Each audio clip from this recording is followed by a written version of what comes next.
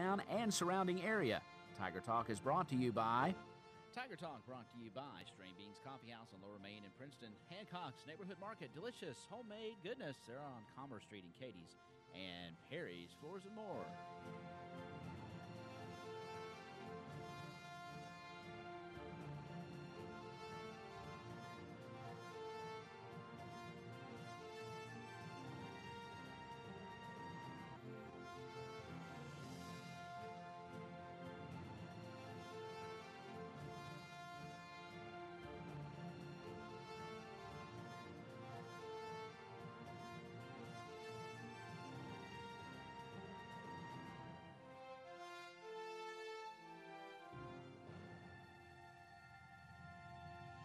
All right, good morning at 8:05. Welcome to Tiger Talk. It's Wednesday. That means it is our weekly extension program, and I have the pleasure of welcoming into the WPKY studios Rhonda Jewell. She's our agent for 4-H here in Caldwell County. Good morning. Good morning. How are you? I'm great.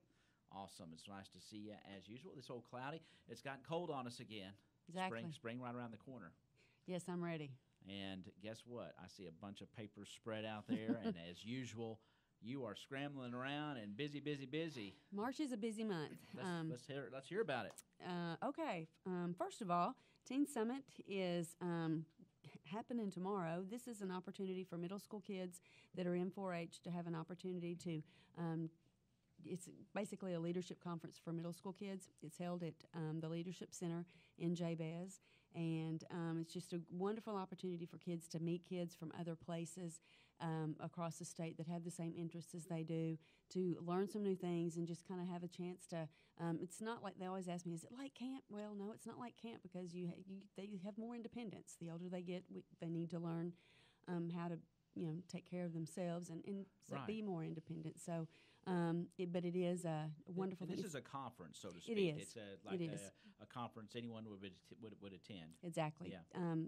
We'll get there Thursday afternoon or Thursday evening. That's when they'll start, and they do icebreakers. And it's actually led by the State Teen Council, which are teens from across the state that take on leadership responsibilities. One of those is helping to lead Teen Summit as well as Teen Conference. Okay. So our state officers are a part of State Teen Council. So anyway, it's a good chance for our younger 4-Hers, our middle school 4-Hers, to see what State Teen Council does and what they could do. And it also gives them an opportunity to see what other things that they could do in 4-H. They just have wonderful opportunities to learn. And again, it's meeting new people. And it's a good experience.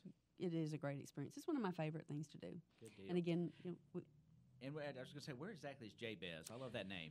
Jabez is, you get off at the Nancy exit off of the Mountain Parkway. Okay. And you drive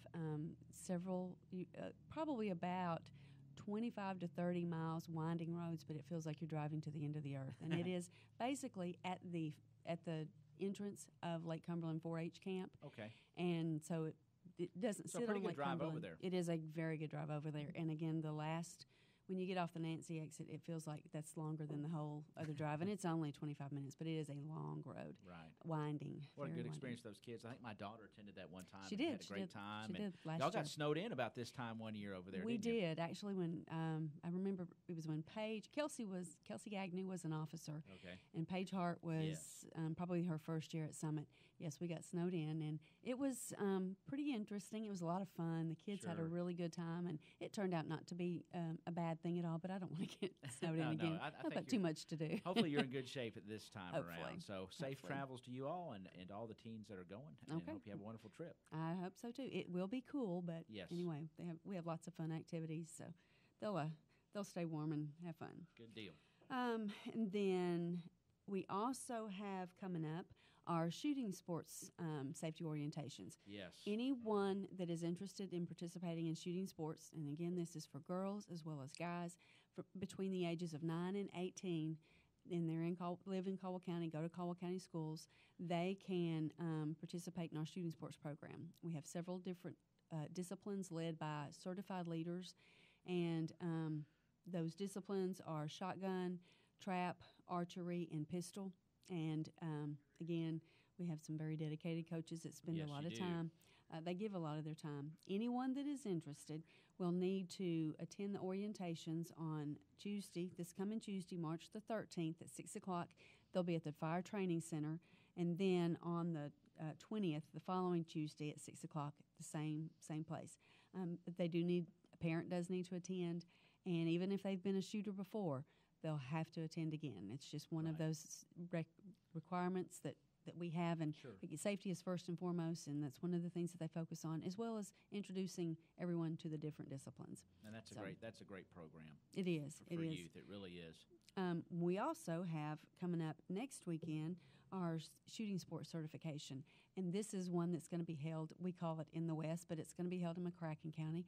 Typically, they're held at Jabez, so our leaders have to take off work to drive to Jabez because it's a good 3.5-4 hour drive. And we're very, very thankful that it's going to be in the West, that it is close. Yeah. Really. We've got 2 teens that are going to get certified as teen leaders, and if these teens stay interested and stay involved in the program, they will just kind of grandfather in to be an adult leader. Be an adult leader. Yes. Riley Baker is going for shotgun, and Morgan Witherspoon is going for archery. So really proud for them and happy for them.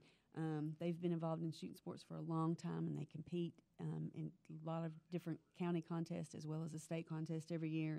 And we're really happy for them. And just to see see the leadership develop, that they're going to be able to, carry on their sport as well as be leaders also. And sometimes you get to where you have a shortage. This is a good way to keep resupplying the trainers and the certified folks that continue this. Exactly. And it's a great program. So kudos to those young men. Yep, very proud for them.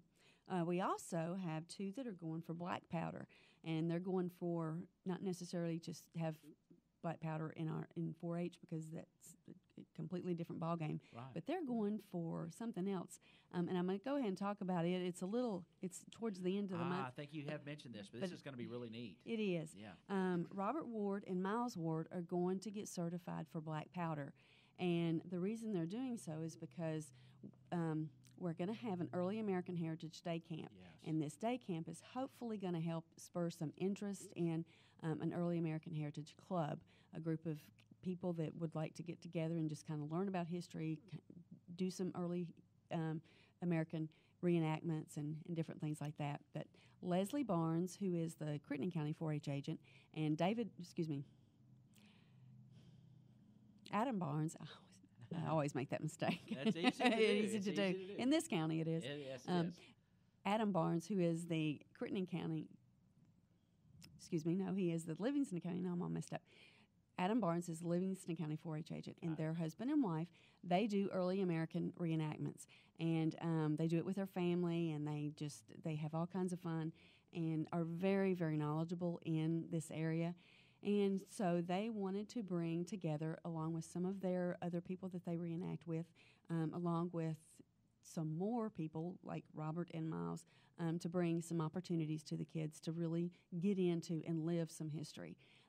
This event, the Early American Heritage Day Camp, is going to be held on Thursday, March the 29th. It's going to be held at 4-H Camp from 9 to 4. The cost is only $5, and that's to pay for the meal. Ages can be 6th through 12th grade.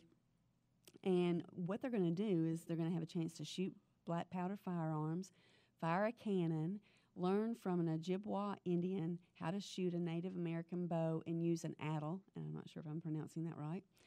Train as infantry did in the American Revolution, and cook over an open fire. So they're going to have a lot of opportunities to just kind of go back in time and. What's the date on that again? I want to go. It is March the 29th. March the 29th. I do have several of my volunteers that are going. That's a Saturday. That is really no. Cool. It's a Thursday. It is a Thursday. Yeah. 29th. Yes, I see it now. I got messed up on my calendar. Okay. So Thursday, neat. And if anybody has any questions, they can call me at the office at 365-2787 anytime, or send me an email or. Ask me a question on Facebook, either one. But I would love really to share program. some information. Yeah. It is pretty great. And that's a whole new thing, isn't it? It is, and it is a day of school. It will be. They get an excuse. They do get an excuse for that. It's they do have experience. to go. They do have to go through me, and they do have to register through me. They can't just show up. Right. So It has to go through your office. Yes. Okay, good deal. And Robert and Miles are getting certified, so they can also volunteer. All of the volunteers that work with the black powder, they have to be certified. So they're going the 16th, 17th, and 18th to McCracken County to get certified. So we're really excited about that. So and they are too. That's a good deal. I know, of course, they've been active in the Civil War reenacting Yes. and everything else, but have to go through the 4-H protocol and the training and the certification. So, good deal. Alrighty. And again, this is not going to be just our county. It's going to be multiple counties. And so the kids are going to have, because there's probably not enough interest in our county to have one. Right. But there's a few in Crittenden County, a few in Livingston, a few in Trigg, a few in Todd, all surrounding areas. Right. So, is there a limit to how many kids you're going to have there? Or is it just no, okay. no, no, there's not. What a day. And you said that's at 4-H camp. Yes. So they're going to have it. It is. Deal. What a good place to do that. Yes, and I can provide transportation for some. Okay. If they need it. So get in touch with Rhonda if that sounds interesting to you, because that's going to be a really neat program. Or if it's something that you'd like your kid to do, maybe they're not interested. Maybe they don't know they're interested. But a lot of kids, they don't realize they like something or that they would be interested until they're exposed to it. So get some exposure, get some living history. And next, we've got the 12th and the 13th. We'll be preparing for the reality store. And this is going to be at the middle school, and this is also another chance to live, do some live learning. Real life stuff. Exactly. This is going to be at the middle school for 8th graders. And Monday, Denise Poole and Teresa Ray and I are going to be in the 8th grade classrooms, and they're going to receive their occupation and their monthly income. We're going to talk about, we kind of have this little process that we go through. And then on reality's going to hit Tuesday, right? It will. Reality will hit Tuesday. On the 6th, on the 13th is the day of the event, and this is when they'll go into the reality store with their check. They'll deposit it in the bank, and then they have to buy a house or a place to live. They have to buy health insurance. They have to get their food for the month and that sounds clothing familiar. and clothing and everything. And they really have to learn how to budget and how to manage. And they also see, I really can't afford this vehicle. I may have to trade it in for a cheaper vehicle. And some people even have to sell their house. Oh, no. And some get a second job. But we have a lot of volunteers that come and help with Reality Store. And if anybody is interested and would like to come out and just kind of see what it's like, and you'd like to volunteer, we could always use some more hands. Again, give me a call or send me a message, and we'll be glad to put you down for that.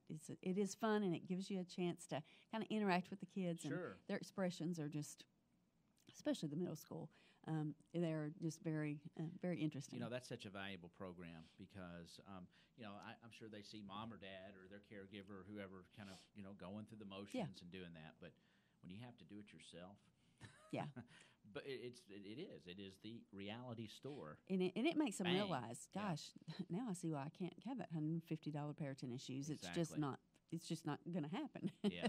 It is an eye opener for them. Plus, we like to go in the spring because before long they'll be scheduling for their high school classes. And it kind of helps them see, maybe I need to focus a little bit more on, think a little bit more about what I want to do when I get out of high school, and as well as what classes do I want to take whenever I get in there? What do I want to focus on? Maybe they wanted to be they had set in mind that they were going to be a certain career, and they realized, I'm just not going to make enough money. Maybe I do need to go to college, or maybe I do need to go to vocational school. Hey, I can take vocational classes when I get to the high school, and I'll be ready to go to work when I get out, and I'll be having a very good income and having a good career, skill. Yes. Mm-hmm. So, I mean, it goes a lot deeper than just those 2 days. Yes. So definitely. A good deal. Let's see. And we've also, on the 24th, we have our cookout for camp. We are getting geared up for camp. Registration will be available. Flyer, yes. Registration will be available next week for camp. The cost is $200. And again, this is an opportunity for kids to have a little bit of summer fun. To have not a little bit, to have a lot of summer fun. It's a whole bunch of fun. But it's a little, it's just a little bit of time, because some kids, the only summer they get is at camp. Right. And we try to give them some good opportunities, just to make some memorable make some happy memories, as well as have a chance to meet some different people and learn to do some things.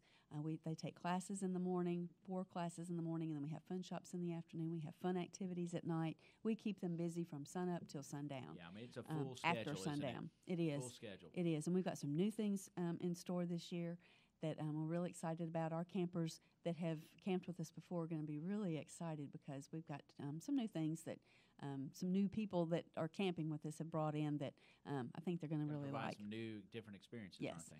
We do camp with Trigg, Line, Livingston, and Caldwell, obviously, and Hancock, as well as Logan County. So Logan County's new. We have been a camp several years, and we have a really good, I think we've got one of the best. Sure. Camp over the last several years has been great, and it's just getting better. Again, they're making all kinds of improvements, and the girls' bathhouse is being completely redone. The boys will be done next year. We'll be getting a safe house thanks to a FEMA grant. I'm not sure when that's going to be, but anyway, that's something we've been needing for a really long time. So, and that's just a place storms do seem to kick up that time of year. They sure do. Yeah, they sure do. But again, camp registration will be available.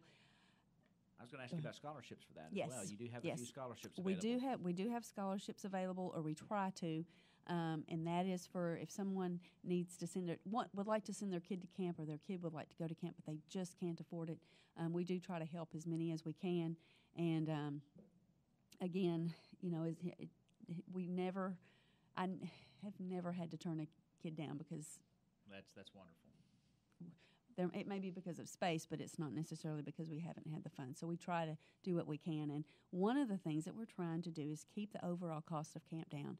With all these improvements, obviously comes higher cost, and things are getting more expensive anyway. So anyway, camp is going up over the next couple of years pretty extensively. So we are trying so hard to keep the cost of camp down.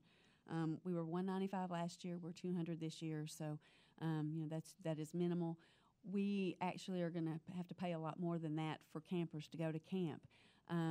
We're just trying to make sure that we can do some things to help keep those costs down. And one of those things that we're doing is a cookout for camp. And this is going to be on March the 24th, and it's a Saturday. It's going to be at the Butler Building just a few weeks away. It's going to probably be one of the first cookouts of the year, so everybody's going to be hopefully warm day, ready to get something good to eat. Yes. Our cooking is going to be done by Leanne Gilkey. So if you know Leanne and you know her, she does an awesome job. And we're really excited. We are going to have tenderloin sandwiches for $5, half chickens for $7. You can also get a meal, a tenderloin sandwich meal for $7, and a half chicken meal for $9. So, and the meal includes chips, a homemade brownie, and a drink. So anyway, if anybody is interested, they can call and pre-order. And that's recommended, isn't it? It is. Last year, actually, we didn't make enough. We could have sold a lot more. And we did we cleared about a little over $1,000 last year. And we would love to do even double that this year. But anyway, we'll just see what the weather does, because a lot of it depends on the weather for those extra sales. But we will have extra this year, much more than last year. And we do encourage you to pre-register for that. Is there a number on there that people call? There's not. Okay. And I need to add that. It's 27. Yeah, yes, it is. I'm sorry. Okay. It is at the bottom. 270-365-2787. Okay. Or they can email me, Facebook, whatever. Okay, and get your office together, or get everybody together, and are you going to deliver, or they have to come to the Butler? We will deliver to Princeton and Fredonia. Okay. They have to have 10 orders or more, but we will deliver. Okay. So, and that's coming up on the 24th, and that's a Saturday. That is a Saturday, so that's good. So so there's be plenty of good stuff to go around that day. Hopefully. Lots of activity. So, and that is actually. Of course, the Optimist Radio Auction is the 19th through the 23rd, so the next day y'all be right there. All kinds of activity up on Butler. That is at Butler? It is at Butler Building. Yes, That's kind of what we were thinking. So anyway. so that's a good thing. So get ready to get something good to eat that Saturday. Help out 4-H'ers. Yes, thank you for that. And again, camp registration is going to start next week. If you have a child, you do need to do a pre-registration, and a $50 deposit will hold their bed. I do have a few less beds this year, so space is going to be limited. Last year, I know I was packed.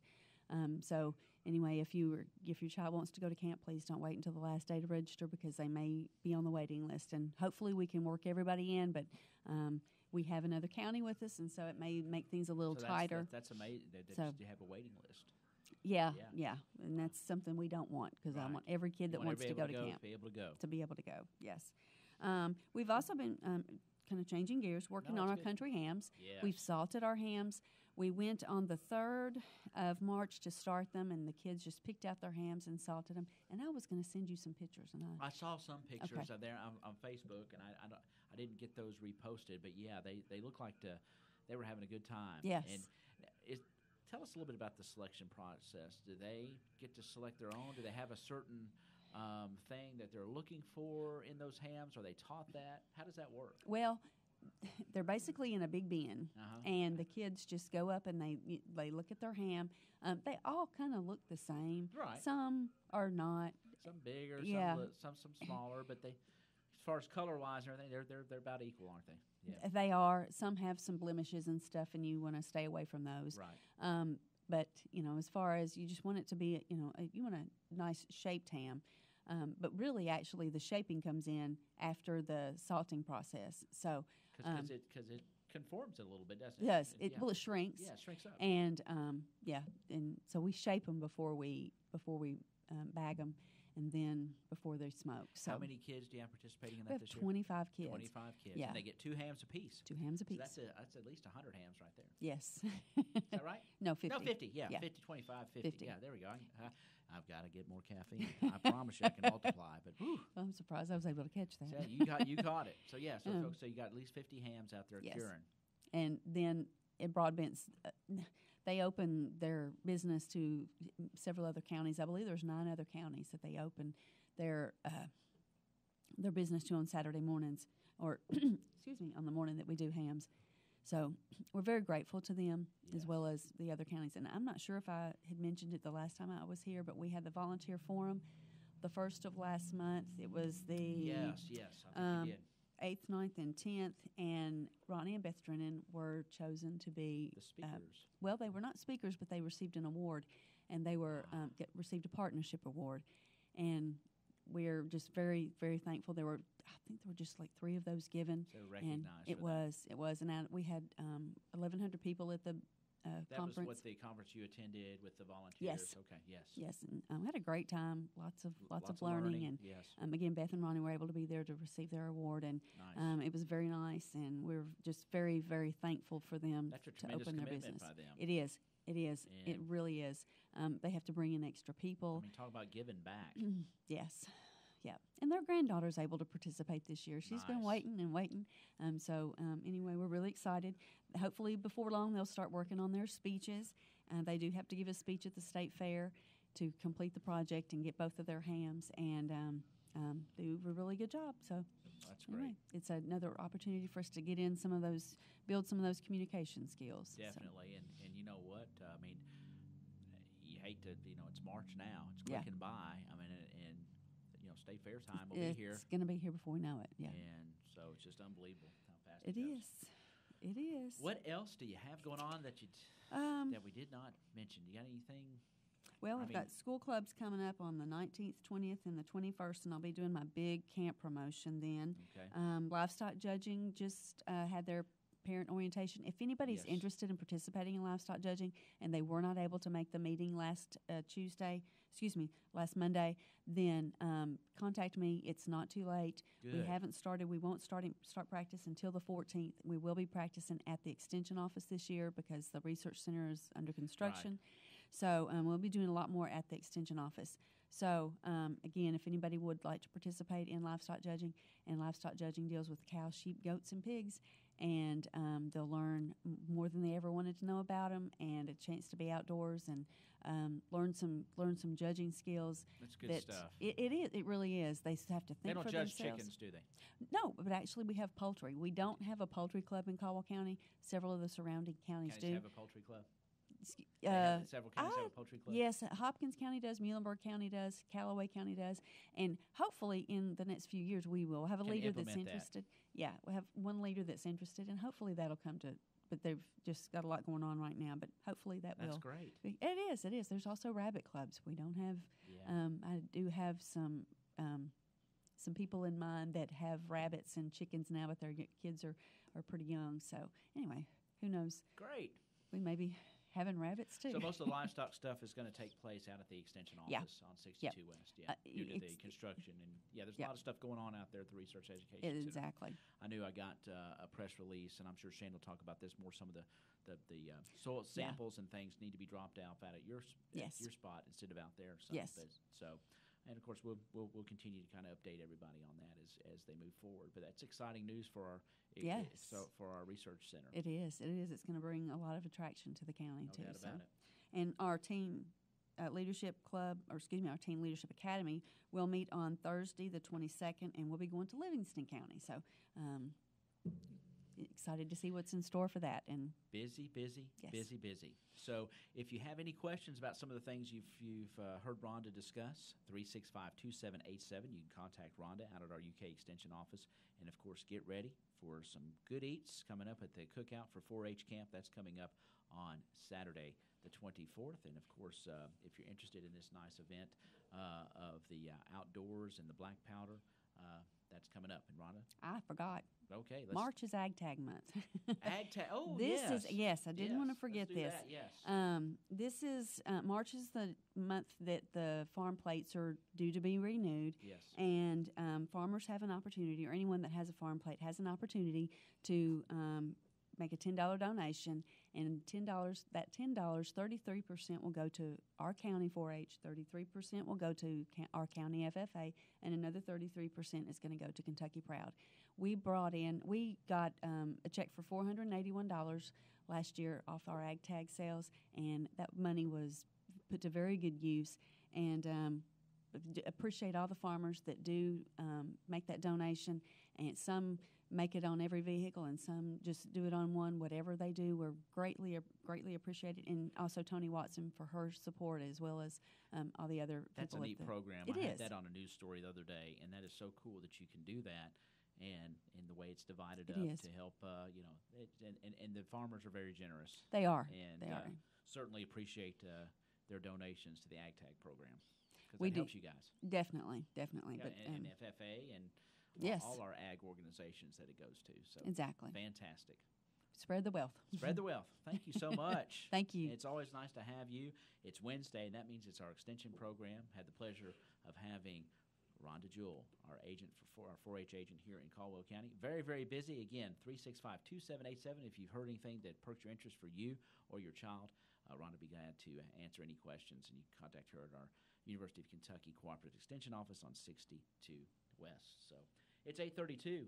Our thanks to the UK Extension Office for providing our extension program each and every Wednesday right here on your hometown radio station. Thanks to Rhonda Jewell for being in studio as well. That's going to wrap up Tiger Talk on this Wednesday, our extension program. We hope everybody has a wonderful Wednesday.